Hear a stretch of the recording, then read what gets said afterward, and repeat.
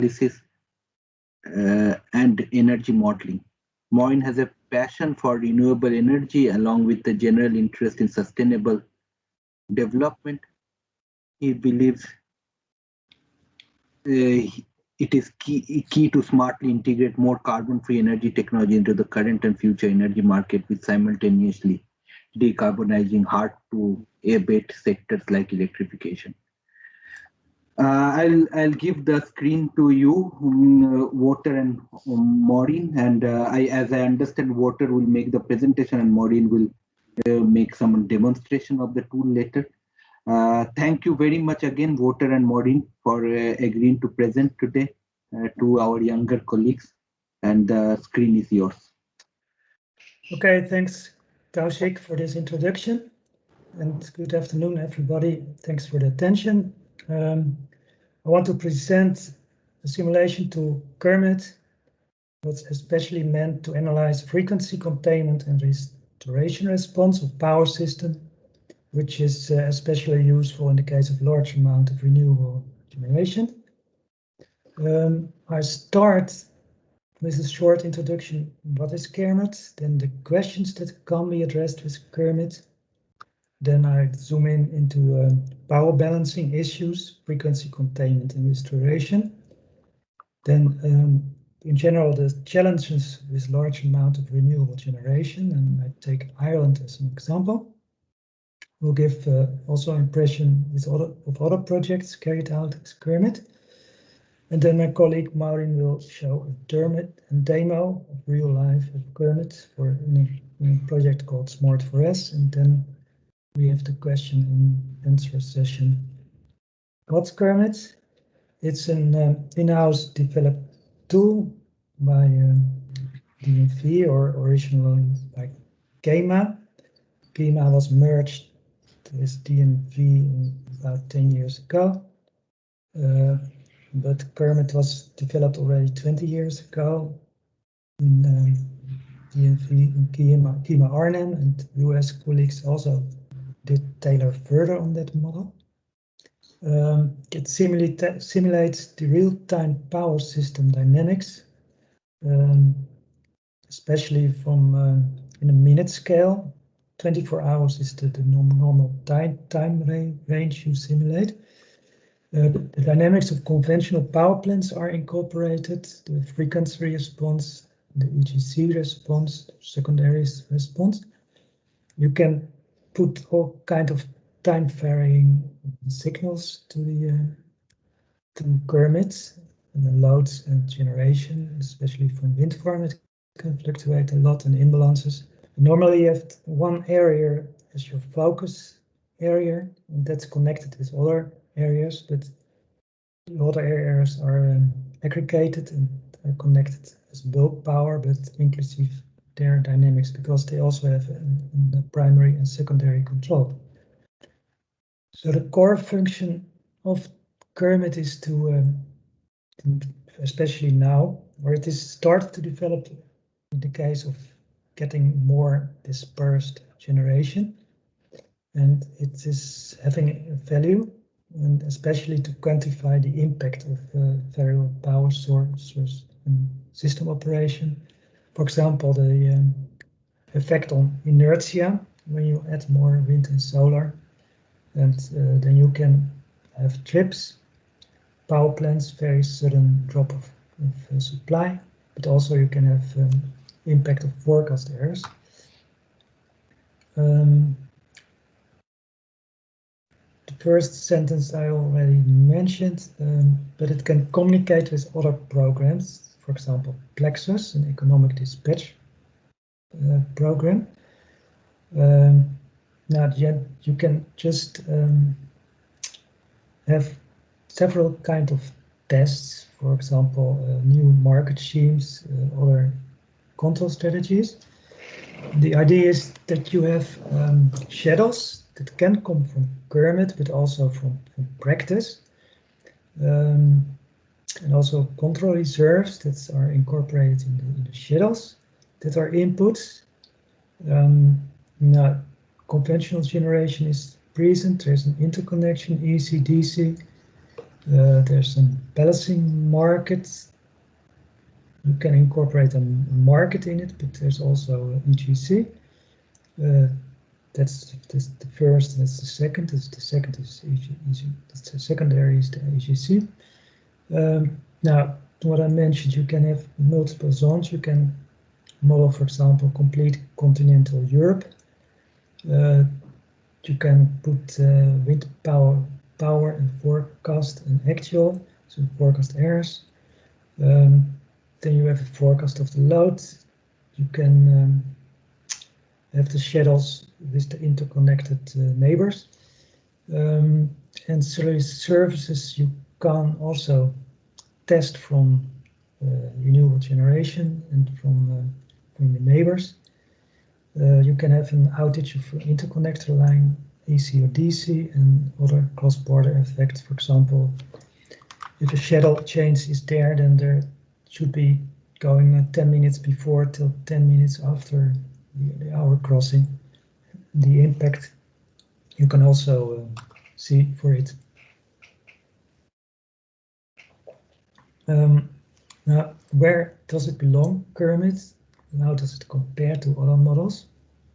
I have two axes, just the analyze axis. This is very short time frame. There you normally have detailed models for voltage control and short circuit analysis. You use PSC, power factor, and excellent.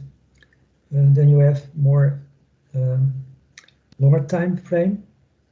And here you see the purpose for it. This is the network model. The detail you do is with these types of models. And if you have a coarse or a base analysis, you can use Kermit.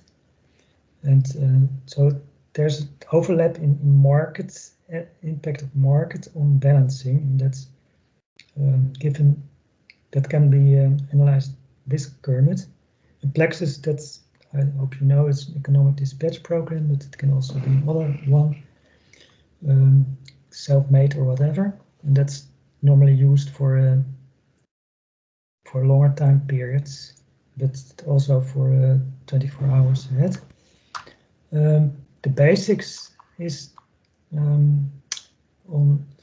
can be found in book, or is derived from a book from Kunder, Power System Stability and Control. Book is I found it also as ebook on the internet, especially section 11.1 is important. And here you see some characteristic. One thing I want to highlight is the swing equation. As I mentioned, we have one focus area, but it's connected with other areas, or can be connected with other areas. It can also be an island. But when it's connected with other areas, then you must also model the transport flow from other areas to the main area, the focus area. For example, if there's a trip in the focus area, normally rather immediately, within 2 seconds, there's flowing supplemental power from other countries to the focus area, and that's modeled in this equation. This also holds the inter-area oscillation. When you set up the system for the first time, you see the oscillation. In some cases, the oscillation is less damped, and we have a routine to damp it. But in every situation, the damping and oscillation is different, so it requires also some fine-tuning. Now, I mentioned some control actions. We have, of course, the inertia, self-regulating load, primary and secondary control. I will show a little bit more about it later. Now, it's modeled in MATLAB Simulink, but also we have an Excel file for input data. Maurin will show a little bit more about it. Here you see the graphical user interface from Simulink.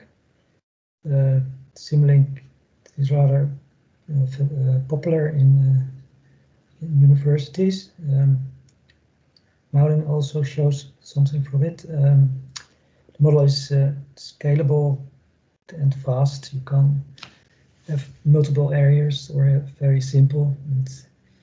It's it's fast. One thing I want to mention over here, we also have generator models. Those are based on IEEE models, but we also have simplified models to speed up the model a little bit more, because in the IEEE models you have also transfer coefficient from heat, for example, a coal power plant, and those are very small time constants and taking simulation time.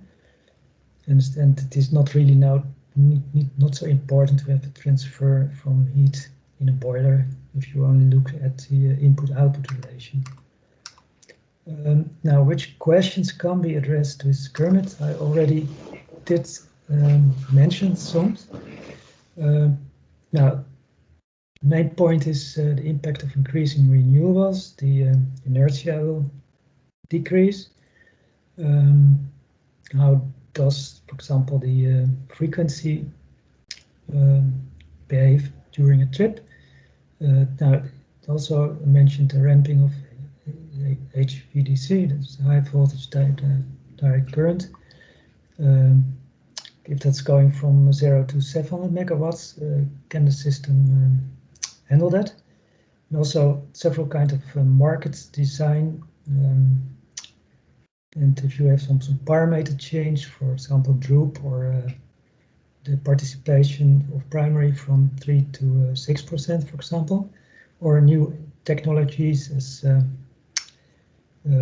fast frequency response from wind turbines. Do you see ACE and ACE under different scenarios? Just as an this with one is with storage and another is without storage. Now, points of attention further in this presentation is the rock-off. So it's the rate of change of frequency, the nadir, the deepest point that should not exceed a certain threshold. Normally that's 0.2 Hertz in Europe. If that's exceeding it, then there is load shedding and cascade effects can occur, which should be prevented. Then frequency containment and frequency restoration is important and a point of attention. And this is what I deal with, but these are all also topics in future and most really the concern when wind and solar is increasing. I think most of you do know this, so I will not pay too attention. I will go hopefully a little bit fast through it. On the right you see a picture of the grid. Now, imbalances, the trip is still one of the most severe one, and that is normally a line that's tripping or a generator that's tripping. When it trips, then there's imbalance, and normally this power system is in balance, supply and consumption is equal.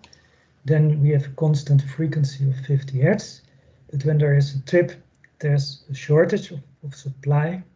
The energy must come from somewhere and that's the kinetic energy that's stored in the rotating mass of all synchronous coupled motors and generators, or generators and motors. Motors is less.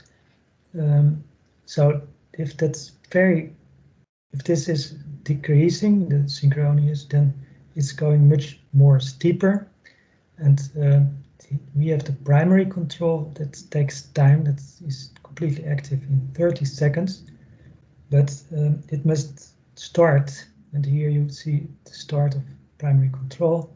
So when renewables increase, this is going faster, so that the deep tip can be deeper, and that's the problem. And after that we have the restoration, and then the secondary control, and primary control is going down because it's a proportional action in primary control. So that's in principle the frequency stability issue. And then we have also prediction errors of load in generation. That's more smooth. It's less in this area. Normally the secondary can handle it, and therefore also always analyses are done with the measure of inertia and to see how a system reacts on a trip, so a fast fault. Now, these are the requirements of frequency reserves. TensWay has this defined for Central Europe. Proportional is the primary control, and it should be it is tuned in such a way that every county is having a certain share that it can handle a 3 gigawatt trip, and then the steady state quasi frequency deviation is 200 millihertz. It must be active completely in 30 seconds. Now, until 2040 in the Netherlands, it was compulsory primary control, but in this category. But since 2040, it's on market. TSO is buying it, and also other group rules are active. The bit must be completely activated at 200 millihertz. This is a screenshot from the trading platform we are doing together with Germany and WinGrid. That's working well. Also, Germany can offer an amount in the Netherlands, and Netherlands can offer an amount in Germany. So this is market-based, and there's also a monitoring function that they really do deliver it. And the bit must be symmetrical and minimal 1 megawatts. Restoration reserve is this part of the process. So I show here the frequency, but if it's an island, then frequency should be restored. But when it's connected, frequency can have the same drop, but only in the country in which the fault occurred is the primary control reacts in every country, but the secondary control is only active in the country in which the fault occurs. That's a good point to know. So this picture is more only if it's an island. Secondary control is an PI controller, and after 15 minutes the fault should be restored. Now this is the EGC or secondary control, or FRR. ACE, that's the area control area. It's an important measure. It's composed by frequency deviations and unbiased and mismatch in power exchange. If the fault is, for example, in the Netherlands, if this is the Netherlands, then if that's 500 megawatts, then immediately 500 megawatts is flowing into it, or a bit less. Frequency is not deviating so much, very small, so that this share is rather small, about 10 or 20% to ACE. But in the Netherlands, you see that there's a mismatch by large ACE of 500 megawatts, and then this action is the proportional and integral action is active and activate bits, which also on a market system in the Netherlands, and there's an harmonization in Europe to exchange bits. And this is automatic, but you have also the manual that's done by Maurin's platform, and Terra is the replacement platform. So that's in short how it works. But also important to mention is that the frequency should be, or the EGC should be in 15 minutes reduce the trip, but also ACE is having requirements for ACE. They have defined measures to keep ACE when that's normally fluctuating rather dynamic, and you can have standard deviations of ACE before making the standardizations, you can have some pre-processing, filtering, and so on. And there are measures of standard deviations of ACE defined for every area. For example, this is Belgium and this is the Netherlands, DTP. And those measures are given over here. Level 1, level 2, that concerns the pre-processing process that can be found over here, found on the internet. So, for example, Belgium has two targets. They should regularly check their ACE and look if the statistic of ACE is smaller as this value and that value. And the Netherlands is a little bit larger, so the values are a bit higher. But the practice is that this can be easily met. So the question is, for example, ELIA is searching for better solutions. They have probabilistic approaches and also neural network approaches. And I think in continental Europe you can you have your neighbors. In Netherlands only 4% of total, so you don't have to be very serious for an event because your neighbors help you. But for smaller systems as England or Ireland, that's the problem. But the nice thing of this approach is that also other areas can be judged.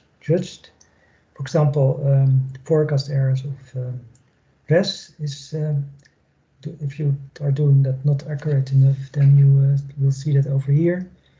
If your reserves are not appropriate, you see it over here, and also market issues as passive control can be seen and noticed over there. Then I will give a summary of the challenges with large amount of renewable generation. Ireland I do have as an example, because it is having a relative small sensitive grid. Now they have installed quite a lot of wind power. It's one of the front runners on this area, 65% non-synchronous penetration, and want to increase to 95 in 2030. Now they have a structured way to implement and check because they have to smoothen the path to reach this. They have a high-level description in this document, can be found on the internet, and we are also they also ask for consultancy to assist them, and not only one, but they will contract 3 consultants companies for a framework contract of 5 years, and so we offered also this week a proposal to them. Now this table is giving an impression of the high-level document over here. There's defined categories of scarcity, frequency control, voltage control, rotor angle, congestion, and adequacy, and ramping. Now they did already implement for 2020 the Horizon 2020 project recommendations of EU SysFlex, especially for market designs. That's also Maurin and Terra involved. So, but this is still rather high conceptual. You see that they have implemented DSD for fast frequency response. This is primary operating, secondary operating, tertiary, and reserve replacement. But then also some technologies they have in the picture. But further, it must be implemented in the market, so it must be attractive to invest in this all.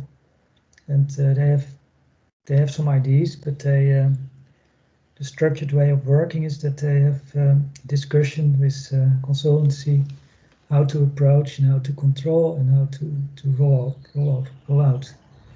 So that's very interesting project, and we hope we are involved in that. So I can derive here the topics what are currently actual. And if we look at what Kermit could be, it's not to be said that we are doing this for Ireland, but it's more in general. So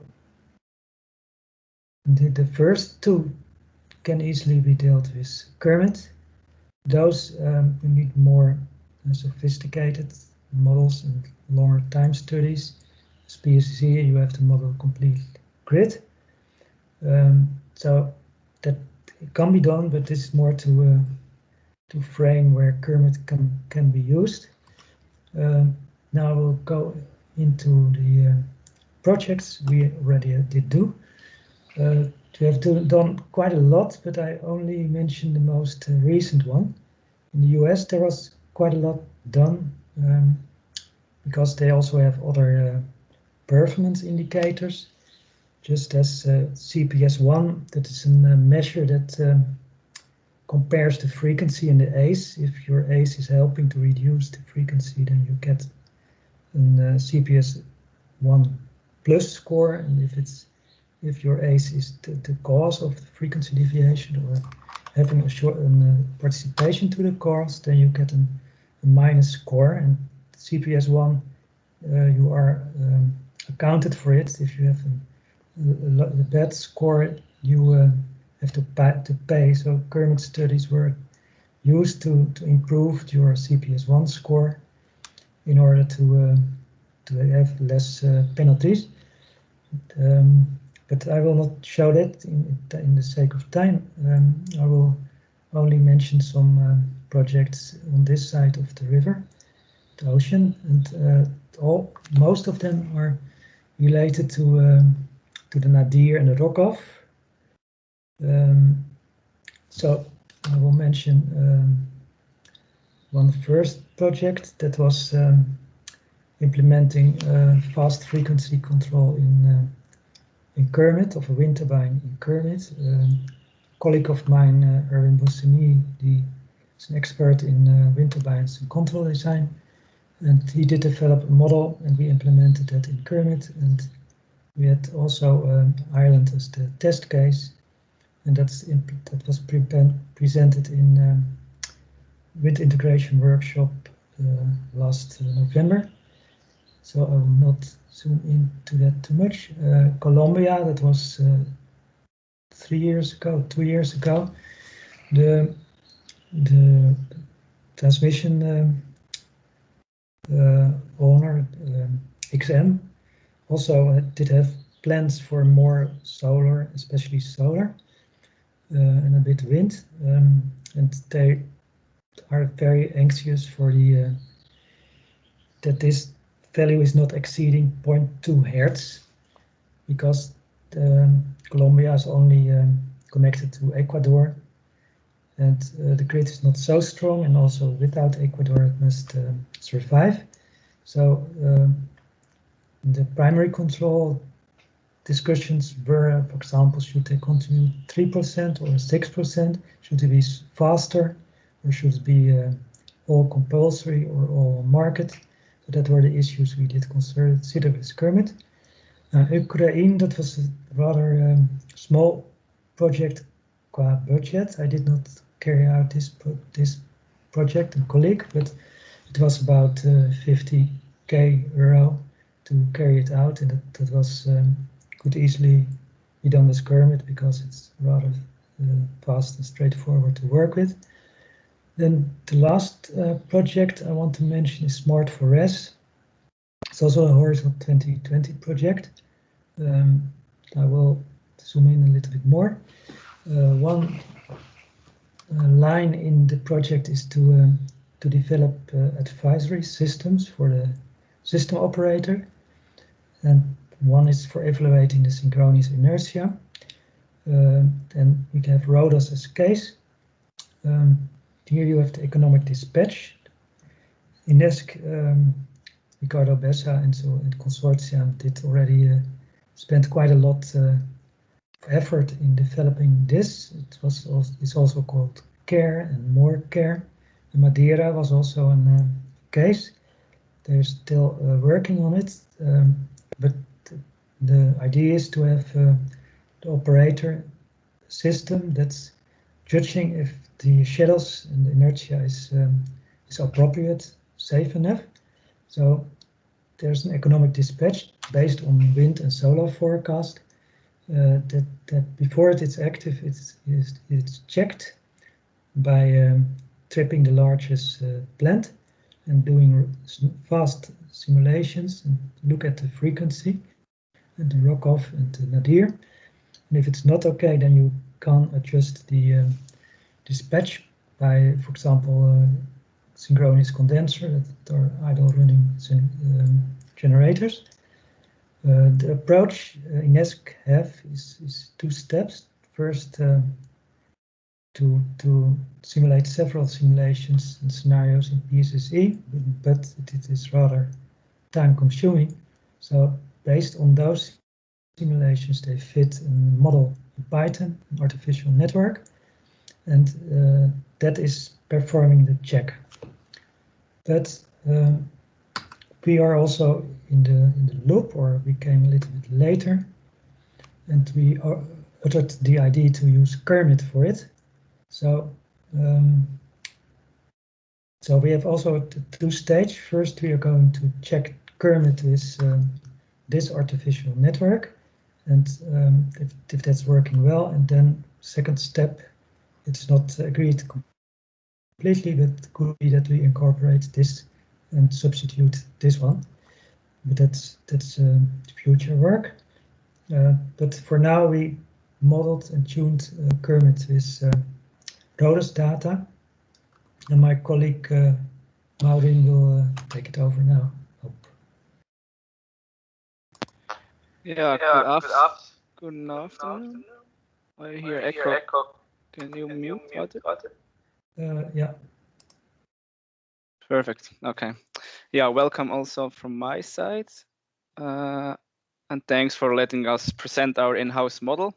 It's really interesting to also meet new people and be able to present our work. And maybe I can share now my screen. Here we go. Hopefully you all see it. And yeah, as Wouter already introduced, we're currently working on this project called Smart4S, whereby we're using our Kermit model pretty much to validate another model, which is produced by INESC, as Wouter said. And it's about the island of Rhodes. And therefore we make certain scenarios, and we pretty much, based on these scenarios, we validate the outcomes between Kermit and the other model from INESC.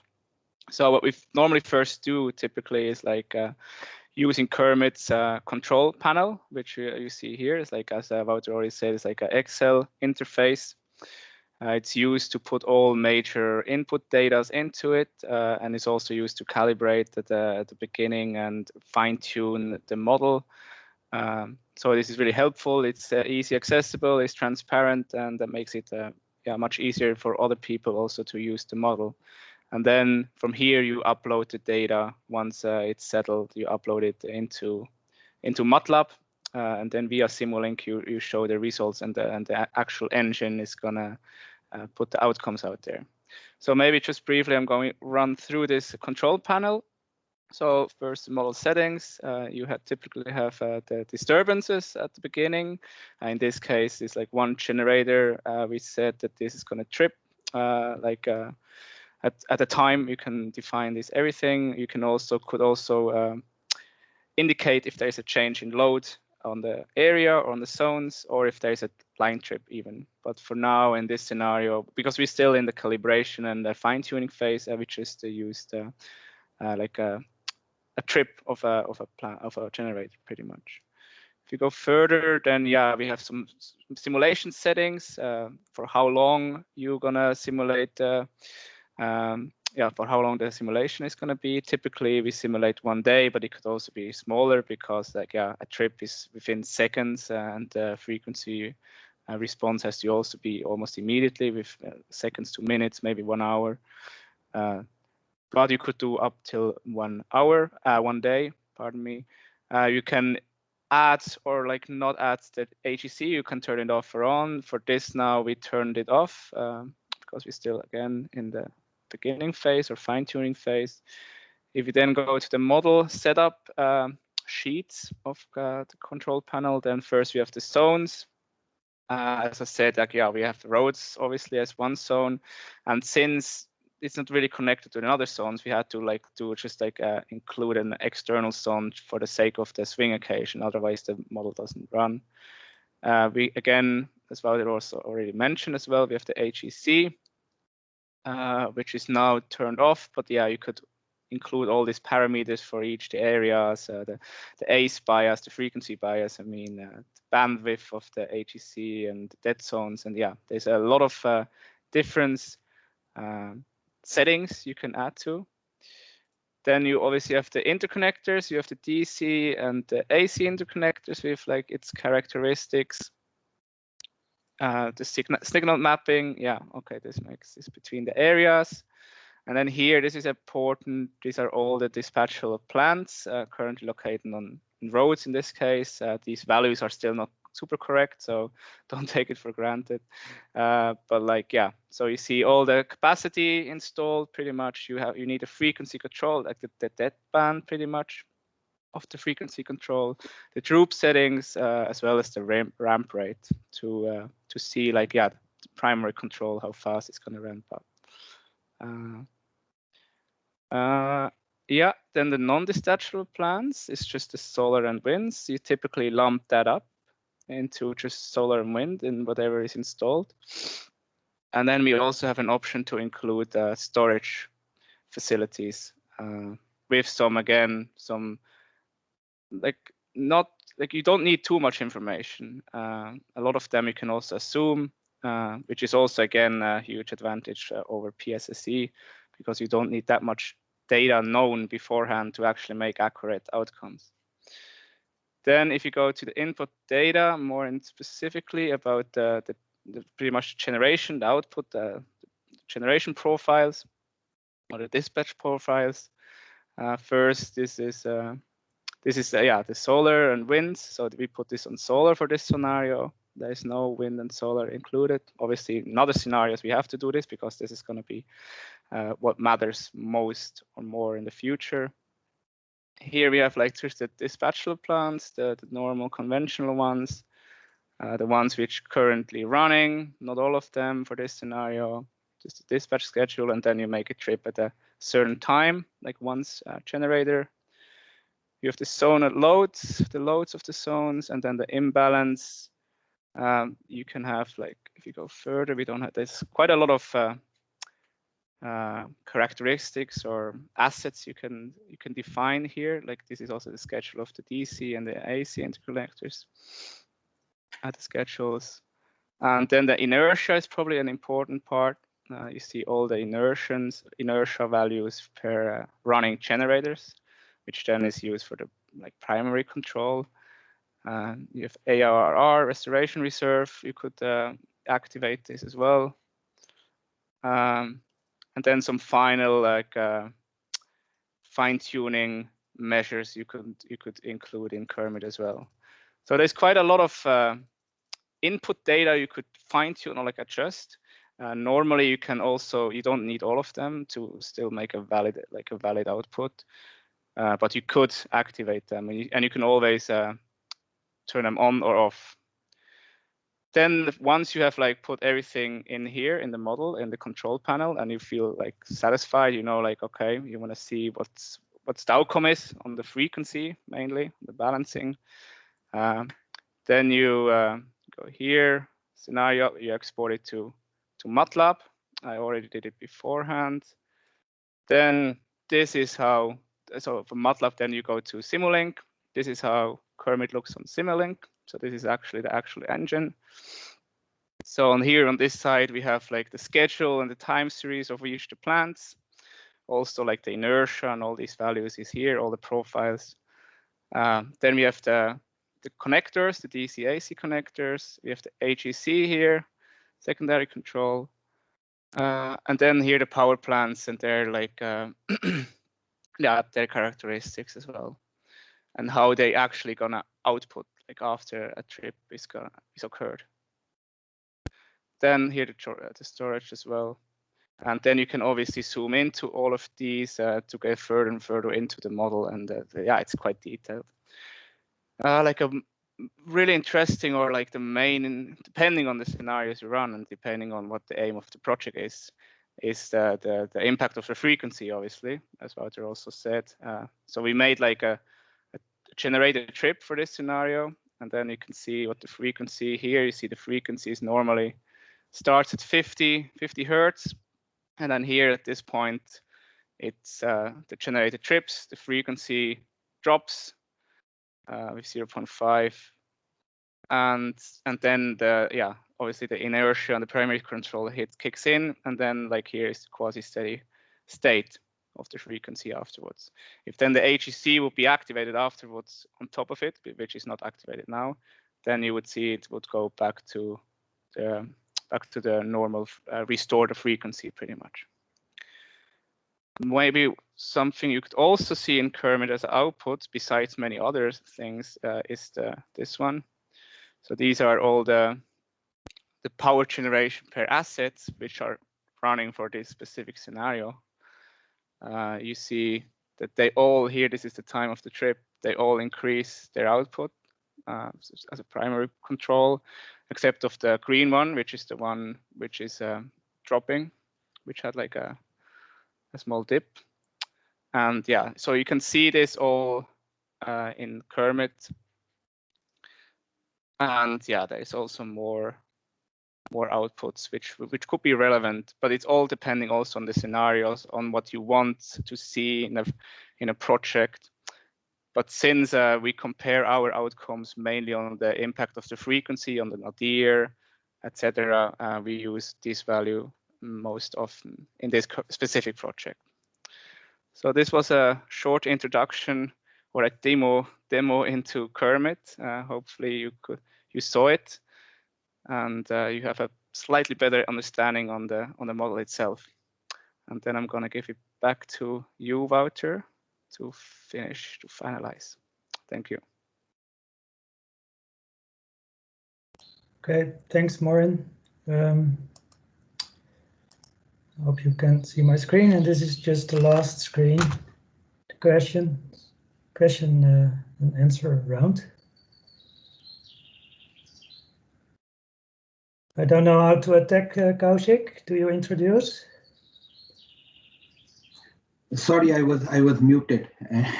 Yeah, thank you very much, Wouter and Maurin. This is very interesting and very, very detailed, and very nice to see some real models also being demonstrated. I see there are a couple of questions coming up from our audience, so I'll start with Mustafa.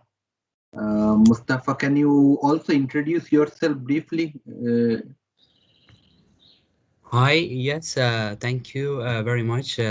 My name is Mustafa. Actually, right now, I'm an associate professor at Shandong University, China. Oh, let me open my camera. Sorry.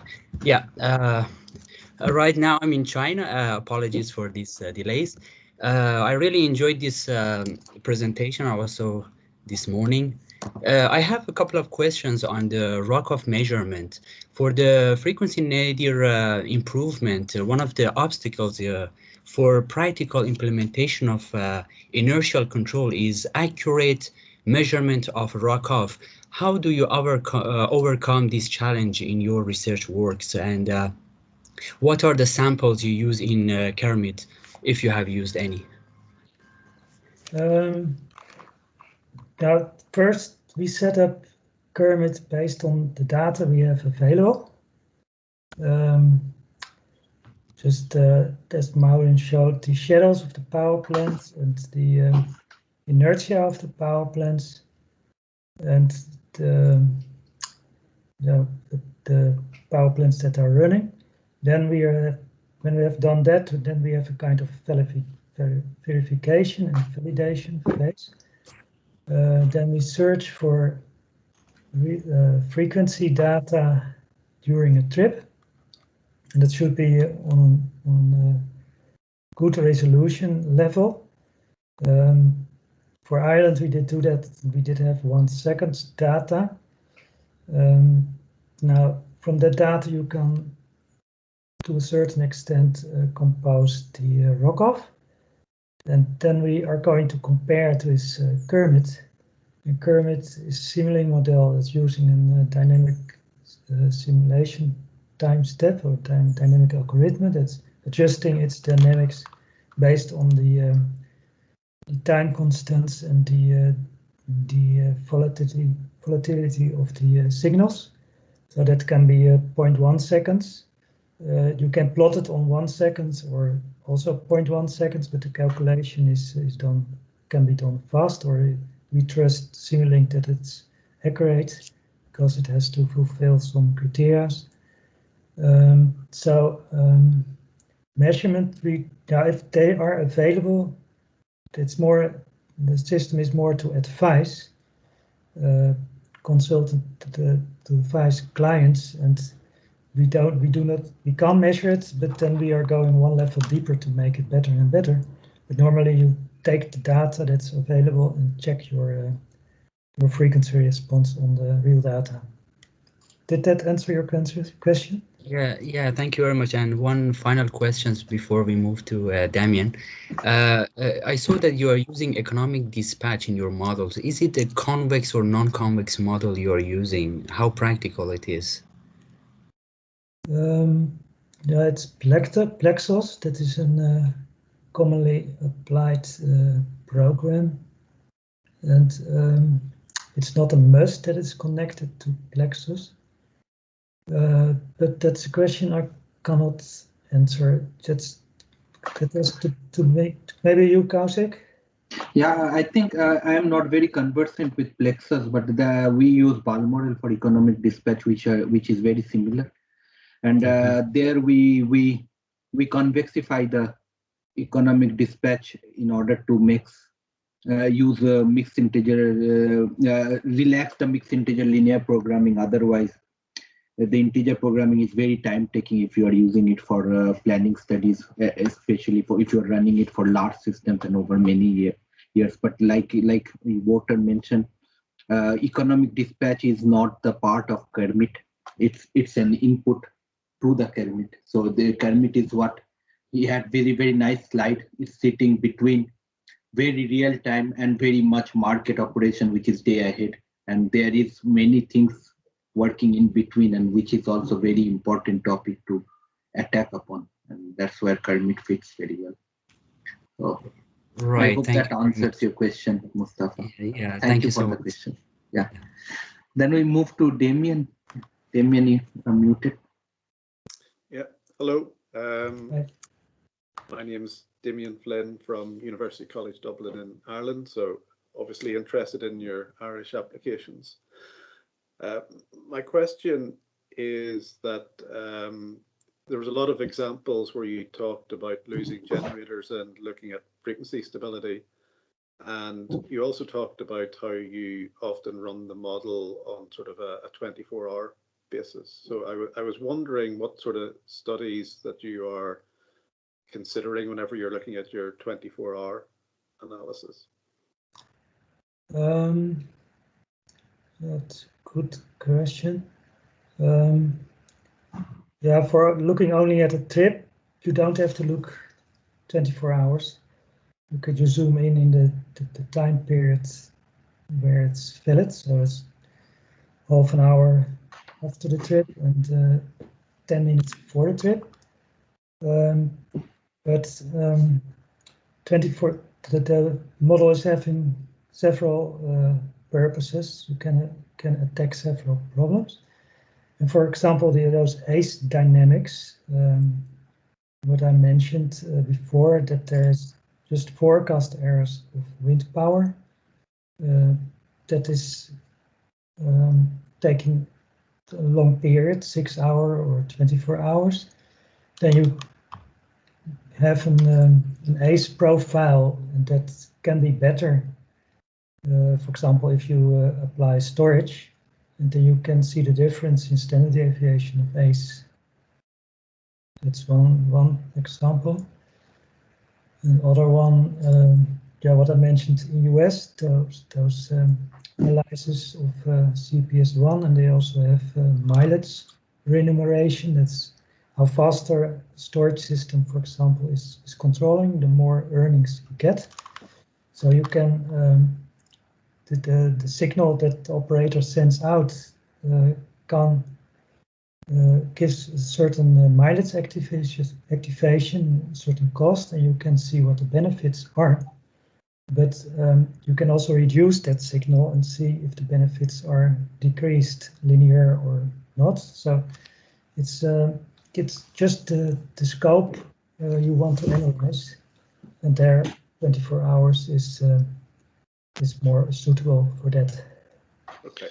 Yeah, maybe to add on this, yeah, so this is just a capability of Kermit to model 1 hour, like 1 day, but like you don't have to. You can really you can really frame yourself. But like maybe one example where you use also 1 day is because like you can also use Kermit as an environment for like testing like some operational like characteristics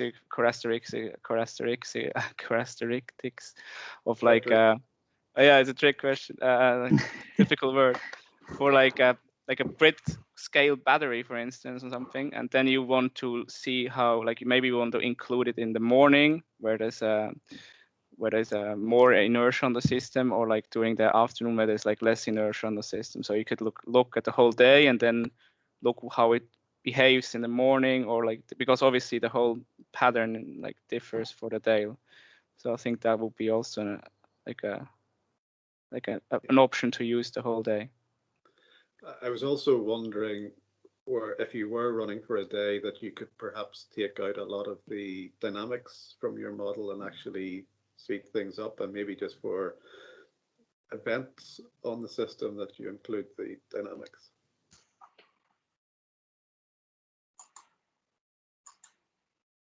Yeah, you have just freedom to analyze what you want.